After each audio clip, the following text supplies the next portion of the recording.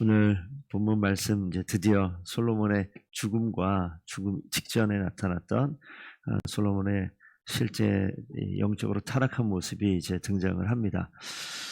솔로몬의 인생을 보면 우리가 10장에서 봤듯이 그가 가지고 있었던 지혜나 재력이나 군사력이나 경제력 이 모든 면에서 그 고대 근동 지방의 애굽을 압도할 만큼 이 강력했던 그런 모습을 좀 보게 됩니다.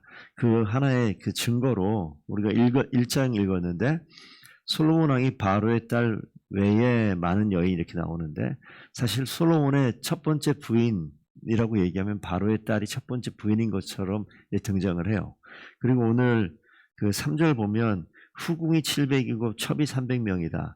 아가서 6장 말씀 보면요. 왕비가 60명이고 첩이 80명이라고 나와요. 그러면 그게 이제 맨 처음에 좀 젊었을 때 그때부터 계속해서 이제 후궁과 첩이 늘어나는 겁니다. 그래서 뒤에 보면 700명에 300명, 그렇게 1000명에 가까운 여인을 자신의 아내처럼 거느리고 살았던 그 모습.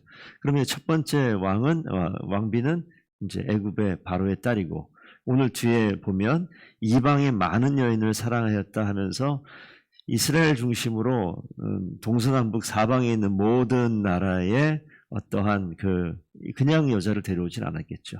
예.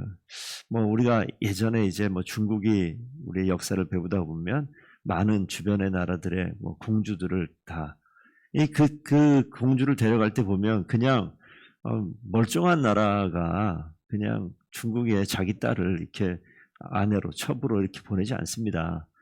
그 내용을 보면 애굽이 그런 일을 안 했었던 나라인데 솔로몬에게는 바로의 딸을 이제 왕비로 보내주는 이런 일. 그러면 그 당시 보면 애굽과 이 솔로몬 이스라엘이 그만큼이 비등한 그런 관계였다는 것을 볼 수 있는데 이제 오늘 그 내용들을 보고자 하는 것이 아니라 이스라엘의 그 위상과 그 부와 지혜와 이 명성을 힘입어 이 애굽의 이 딸이 솔로몬의 아내로 들어오기를 시작해서 바로의 딸 외에 11장 1절 보니까 이방의 많은 여인들 하면서 모압과 암몬과 에돔과 시돈과 헷 주변의 모든 나라라고 보면 되는데 이 여인들이 들어오는데 그 여인들만 들어오는 것이 아니라 그 여인들이 함께 그들이 믿는 그 이방 신들을 이제 데리고 들어오는 모습을 보게 되죠. 그 여인들의 왕의 마음을 돌아서게 한다는 4절 보면 시기가 있어요. 처음에는 그런 모습이 없죠. 처음에는. 그러니까 솔로몬이 그 성전을 지을 때 성전을 완공해서 하나님께 성전을 봉헌해 드릴 때 하나님께서 직접 나타나셔서 솔로몬에게 하신 말씀들이 있어요. 그리고 솔로몬이 그 말씀이 여전히 마음에 있는데 그 말씀이 마음에 있고 또 뭐가 있느냐? 이방 여인들이 또 마음에 있어요. 그러니까 두 가지가 마음에 있죠. 하나님의 말씀도 있고 그 육신의 정욕도 함께 있는 솔로몬의 모습. 그런데 나이가 많이 들었다. 시간이 지나자 여인들의 그 솔로몬의 마음을 돌려서 다른 신들을 따르게 하였다. 그래서 하나님 여호와를 온전히 다윗처럼 찾지 않았다. 이제 섞여버리기 시작하는 거죠. 이제 혼합되어지는 게 이제 문제인 거예요. 이 원리는 그때나 지금이나 동일합니다. 우리 마음 가운데 하나님이 없는 거라고 성경에 표현되어 있지 않아요. 솔로몬이 처음에는 그렇지 않았다. 처음에는 다윗같이 주님을 따랐다라고 이야기하지만 그 이후에 그 마음도 있고 육신의 정욕도 있어서 섞여지는 모습 우리가 너무나 잘 알잖아요. 그래서 뒤에 보면 5절에 시돈 사람 아스타롯을 따르고 암몬의 가증한 밀곰을 따르고 이런 내용이 나오다가 7절 가면 그모스를 위하여 예루살렘 앞 산에 산당을 지었다. 암몬 자손 가증한 몰록을 위하여 그와 같이 하였다. 8절 가면 그 여인들 위하여 다 그와 같이 한지라. 그러면 이 여인들이 가지고 왔었던 그들의 신들을 위해서 산당을 다 지었다. 그러면 이제 예루살렘이 무슨 꼴이 됐냐면 중심에 성전이 있고 주변의 모든 곳에 산당이 지금 다 들어선 거예요. 그러니까 이 신약에 보면 고린도의 수많은 신들을 따랐던 그런 모습하고도 비슷한 모습이 되어져 버린 거죠. 11절 가면 언약과 법도를 지키지 않았다라는 내용. 솔로몬의 이제 영적인 타락, 언약도 지키지 않고 법도도 다 깨트리고 그런 상황 돼서 이제 하나님께서 결정을 하시죠. 그래서 외적으로 에돔과 지금 14절 처음 보면요. 에돔 사람 하닷을 일으켰다라고 내용이 나오고요. 25절 가면 솔로몬의 평생에 하닷이 끼친 환란 외에 르손이 수리아 왕이 되어 이스라엘을 대적하고 이 두 사람을 등장시킵니다. 하나는 에돔 사람 하닷이고 뒤에 보면 수리아 왕 르손이라고 한 두 사람. 위치로 보니까 르손 사람 수리아 왕은 이스라엘 북쪽이고요. 에돔은 약간 남쪽이고 남북에 이 두 사람을 세워서 솔로몬이 이제 죽게 되어질 때 이스라엘이 이제 멸망하는. 아까 우리가 읽었던 그 12절 보시면 다윗을 위하여 내 세대에서는 이 일을 행하지 아니하고 내 아들 손에서 빼앗으려니와 이렇게 나와 있어요. 그러니까 다윗 때문에 솔로몬은 자기가 이 땅 사는 인생 동안에는 아무런 어려움 없이 살았던 것 같아요. 솔로몬이 죽자 그 아들 르호보암이 왕이 되어지는데 르호보암이 왕이 되어질 때 우리 14절 이후에 지금 읽지 않았는데 선지자 아히야가 등장을 합니다. 아히야가 등장을 해서 여기 신하에게 이스라엘을 주겠다라고 지금 이야기하는데 여로보암 북쪽 이스라엘 제는 여로보암은 첫 번째 북쪽 이스라엘 왕이 되어지는데 이 신하에게 아히야가 중간에 나오는 내용인데 26절 이후에 보면 나오는 내용들인데요. 거기 보시게 되면 오늘 다 읽지 않고 간단히 좀 말씀드리겠습니다. 아히야가 옷을 찢어서 12조각을 내가지고 그 10조각을 누구에게 주냐면 여로보암에게 줘요.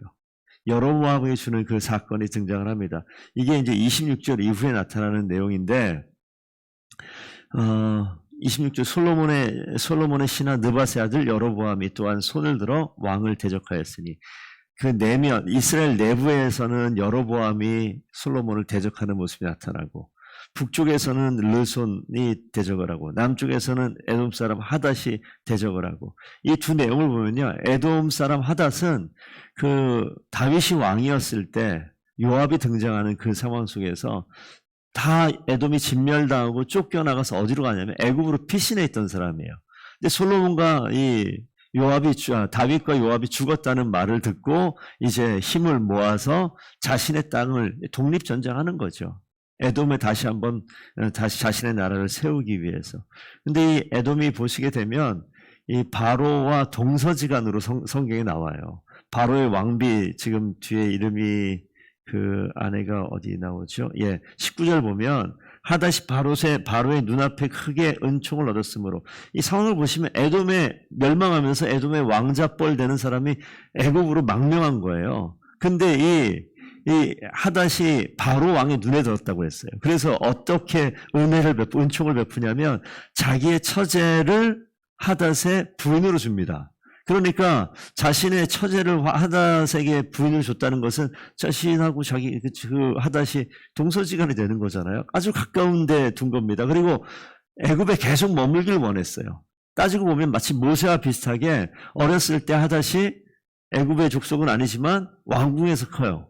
그러고 있었던 하닷이 다윗이 죽고 요압이 죽었다는 이야기를 듣고 자신이 다시 에돔 땅으로 가겠다라는 장면을 쭉 길게 설명을 하고 있습니다. 그래서 다윗의 그 왕이 있을 때 이스라엘이 얼마나 강성했는지 두려워서 감히 못 가는 거예요. 어렵기도 했겠지만. 그러니까 이제 힘을 길러서 애굽을 등에 업고 애굽의 지지를 받고 어디로 가냐면 에돔에 가가지고 이제 솔로몬이 죽게 되자 솔로몬의 대적이 돼서 이스라엘 대적이 돼서 에돔이 강성하게 되는 모습. 그러니까 솔로몬이 그냥 저무는 것은 만약에 솔로몬이 하나님의 말씀과 명령을 그대로 지켰더라면 에돔이 아무리 강성했다 하더라도 하나님께서 그냥 그 왕위를 지켜낼 거예요.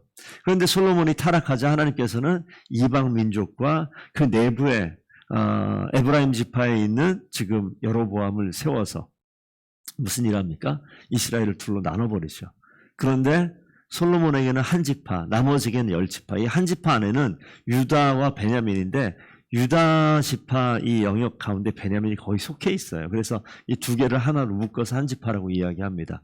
그래서 북쪽 이스라엘은 나머지 10지파고 남쪽 유다는 유다와 베냐민이 이제 한 지파가 돼서 두 나라로 나뉘어지는 장면이 오늘 나오는데 이것이 하나님께서 솔로몬이 타락하자 그 상황 가운데 하나님의 명령과 법도를 지키지 않게 되어지자 40년 통치 끝나고 죽으니까 르호보암이 왕이 되었을 때 그 이후에 이제 여로보암이 왕이 되는 이 배경이 미리 설명이 되어지는 겁니다. 그러니까 솔로몬이 죽는 것으로 11장이 끝이 나요.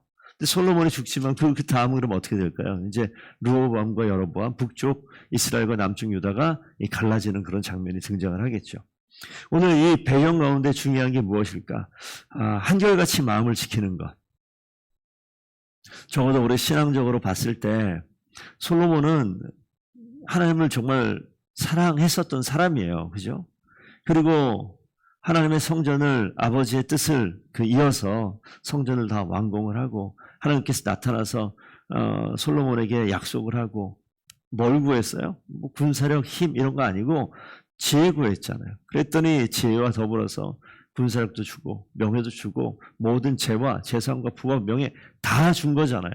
그런 모든 것을 누렸던 하나님이 가슴 가운데 분명히 있었던 사람으로 보이는데 그 이후에 다른 것들이 들어와요. 그러니까 하나님을 섬기는 것과 또 다른 걸 섬기는 것을 이제 병행하는 거죠. 줄타기 하는 거예요. 그러니까 줄타기에서 한 번에 떨어져 버리면, 근데 시간이 지나자 어떻게 됩니까? 이 마음이 하나님을 떠나는 거예요. 다른 신들을 따르게 하는 곳으로 주변의 것들이. 그러니까 이게 아무리 자기가 신앙이 좋다, 내가 믿음이 강력하다, 나는 유혹에 절대 빠지지 않는다, 나는 시험에 절대 넘어지지 않는다, 이렇게 이야기하는 것만큼 교만한 건 없는 거예요. 그래서 가까이 가게 되면 무엇이든지 아무리 강력하고 아무리 뭐 열을 차단하는 옷이 있고 어쩌고 해도 불로 가까이 가면 시간 문제 다 타버립니다. 그러니까 솔로몬이 자신의 신앙을 너무나 맹신했던지, 자신의 하나님께서 주신 그 음성을 너무나 믿고 자기는 어떤 상황이라도 아무 일도 없었다고 생각했는지, 이 솔로몬의 내면의 마음은 자세히는 다 알 수 없습니다만 어쨌든 다른 것들이 육신의 정욕이 가까이 왔을 때 솔로몬은 거기서부터 무너집니다. 이것만 나는 컨트롤하면 되겠지, 내가 왕인데 여기까지는 괜찮겠지 라고 생각했을 거예요. 근데 하나님께서 말씀을 통해서 보게 되면 말씀은 일부 일처제입니다. 그런데 여기에서는 이스라엘의 많은 족장들도 나오지만 일부 일처제가 아니에요. 아내들이 여럿이 있어요. 근데 솔로몬은 여럿인데 너무 여럿이에요. 1000명이에요. 1000명. 가능합니까? 자신의 이 능력과 재력에 따라서는 가능하다라고 얘기할 수 있겠죠. 주변 모든 신하들이 다 그렇게 이야기했을 것 같아요. 그러면서 자신들도 같이 그 길을 갔을 법합니다. 이 모습을 보면서 저희가 강력한 유혹에 지속적으로 노출되면요, 누구나 망해요. 80에서 700으로 바뀌잖아요. 여기서 견뎌낸다고 그럴 리가 없습니다. 우리가 그래서 항상 우리의 마음의 방향이 늘 하나님을 향하고, 우리가 상황이 변하고 넉넉해지고 편안해지고 부가 넘치고 이런 일들이 점점 많아지면 그때일수록 더욱더 하나님께 붙드는 귀한 주님의 백성들 되기를 원합니다. 그런 삶을 살기를 원하고 그 마음을 지켜내는 저와 성도들 되기를 축복드립니다. 기도하시겠습니다.